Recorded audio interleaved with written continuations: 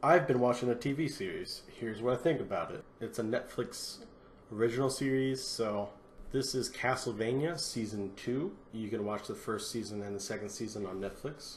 We follow a character named Trevor Belmont and his adventures with Alucard and Cypher. This is all loosely based on the Castlevania video game series, and more specifically for Season 2, it's based on Castlevania 3, Dracula's Curse. Season 1 was very short.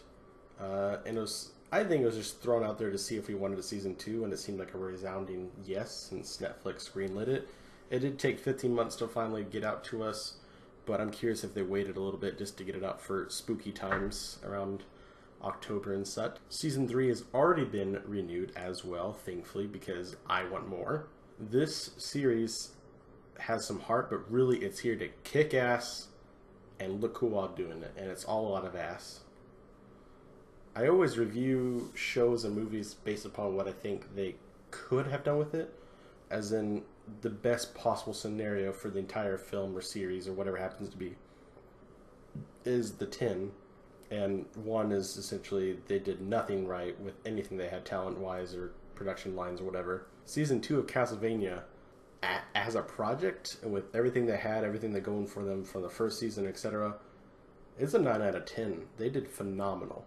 Now, obviously, I'm not saying this is the same as, or just a little bit below as, Time to Kill, which I'm putting up soon, which I think is a really, really, really, really good film. Obviously, a film about racism and law and order and justice isn't going to be in the same scale as Castlevania, a series about, vampires and magic and mystics and zombies and stuff like that. So, I mean, obviously they're different, so that's the point of that. This is different. But this is a dark and violent ride, mother truckers.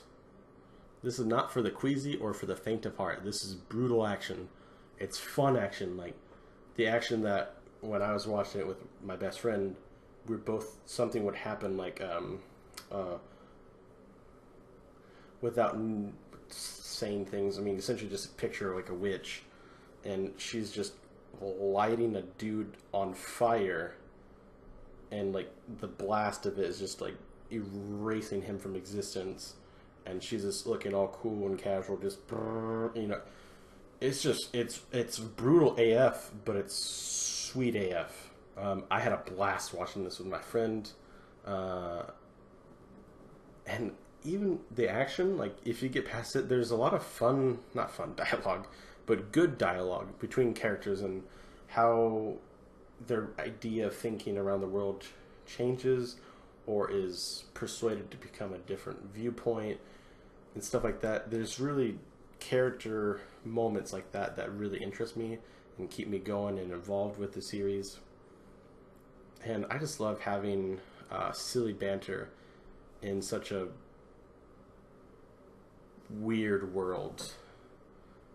It's hard to say, but Alucard, who is the son of Dracula, and like Dracula's name backwards, pairs up with essentially a monster hunter like Geralt from the Witcher series, essentially, to defeat Dracula. But they hate each other. I mean, obviously, there's a huge history between Alucard's type of raising of like vampires and like monsters and stuff, and Belmont's life of being raised by the Belmont family and like hunting monsters, and so there's a lot of clashing there. But it's fun.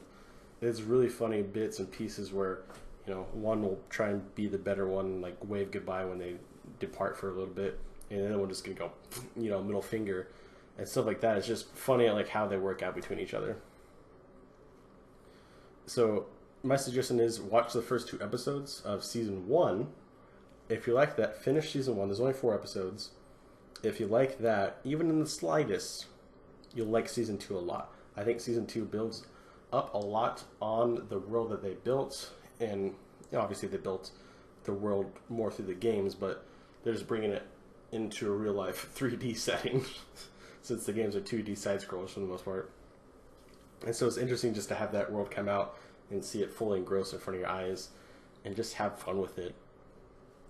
But like I said, 9 out of 10, it's a lot of fun if you can get past the violent part, if that's not for you. If you can't get past the violent part or creepy churches or creepy vampires things, then it's not for you. But for everyone else, heck yeah, if you can get past, or if you dig violence or like fun violence and like smooth looking violence, oh yeah, this is the thing for you. Graham McTavish is Dracula. He has voiced Dante from Dante's Inferno, which I thought was kind of interesting.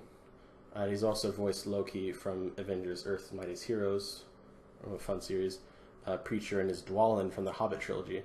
But also, fun fact, Trevor Belmont, our main character, is voiced by Richard Armitage, however you want to pronounce it. He is Thorn from The Hobbit, Thorn Oakenshield. Another fun fact, my sister's dog is named Thorn Barkenshield. I don't know why I told you that, just do with that information what you will. But as always, my name is Clark Addison. I review entertainment because I care, and I hope to see you guys in the next one.